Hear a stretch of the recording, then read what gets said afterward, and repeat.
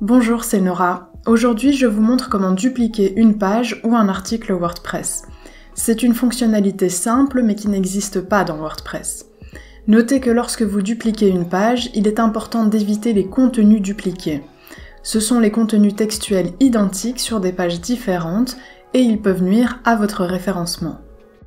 Par défaut dans WordPress, si je me rends dans Pages et toutes les pages, je n'ai pas d'option pour copier ou dupliquer une page. Donc si je survole une des pages, j'ai mon menu de survol et je n'ai pas d'option de duplication. Même chose dans les actions groupées, il n'y a pas d'option pour dupliquer une page par défaut. Il y a 3 méthodes possibles pour copier une page ou un article, ça fonctionne de la même manière que ce soit pour une page ou un article. La première option, c'est d'utiliser une fonctionnalité de votre thème. Si vous utilisez des constructeurs de pages comme Elementor ou Divi, il suffit de créer des modèles de vos pages, des pages que vous souhaitez copier, et ensuite vous pourrez copier ces modèles dans une nouvelle page. Si votre thème n'offre pas la possibilité de copier une page, vous pouvez utiliser une extension. Je vais me rendre dans Extension, Ajouter une extension. Je fais la recherche pour Duplicate Post.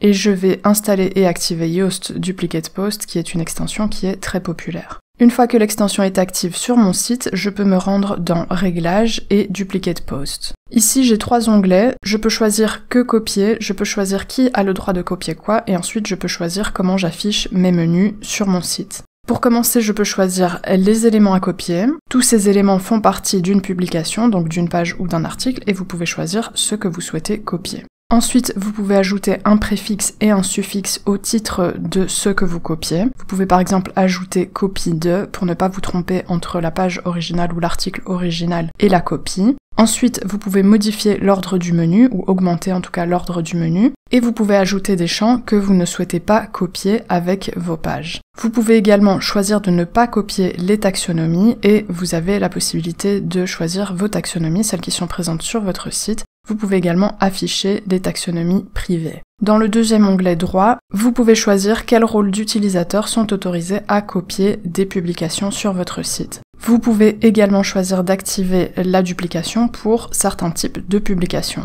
Par défaut, vous pouvez dupliquer les articles et les pages, mais vous pouvez choisir d'autres types de publications qui sont autorisées à être copiées. Dans le menu afficher, vous avez la possibilité de choisir comment les menus de cette extension s'affichent sur le site. Vous pouvez afficher ces liens sous le menu de survol des pages ou des articles. Ensuite, vous pouvez montrer le lien dans la liste des publications, la barre d'administration ici au-dessus, l'écran d'édition donc dans la page ou dans les actions groupées. De manière générale, je vous recommande de tout cocher ici pour pouvoir utiliser l'extension complètement.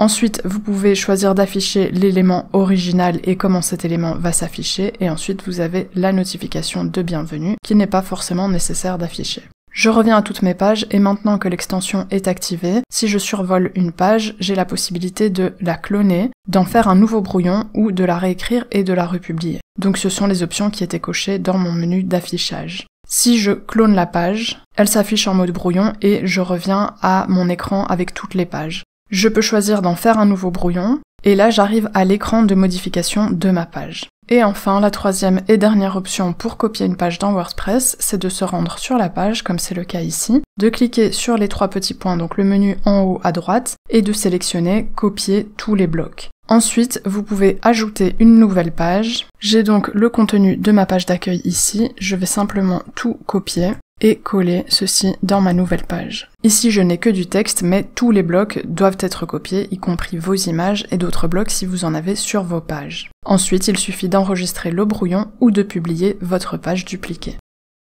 J'espère que ce tutoriel vous a été utile et que vous pourrez mieux optimiser votre site. Si c'est le cas, n'hésitez pas à liker cette vidéo et à vous abonner. Vous pouvez me poser vos questions en commentaire et je vous dis à bientôt.